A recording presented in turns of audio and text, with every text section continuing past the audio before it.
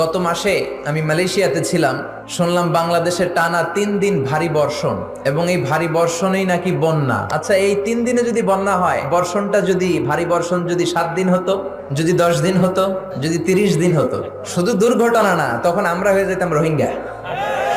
আমার রোহিঙ্গা ভাই বোনেরা যেমনি এক মুঠো চিরার জন্য, এক মুঠো বিস্কিটের জন্য ধাক্কাধাক্কি করে লাইনে দাঁড়ায়, আমরা 17 কোটি মানুষ লাইনে দাঁড়াতাম। জাতিসংঘের প্লেন নামতো, ওই ভাতের জন্য, চালের জন্য আমরা কিলাকিলি মারামারি করে ওই প্যাকেট নিতাম। জোরে বলেন ঠিক কিনা?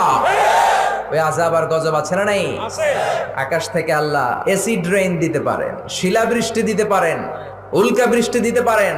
হিন্দু ধর্ম মতে মেঘের দেবতার নাম ইন্দ্র। ওরা ইন্দ্রের কাছে মেঘ চায়, বৈশাখীর কাছে চায়। ওরা বলে যো তো মিটানা চাহে জীবন কা তৃষ্ণা, সুবহ শাম বল বন্দে কৃষ্ণা কৃষ্ণা কৃষ্ণা। কিন্তু আমরা কি এটা বলি? আমরা বলি যো তো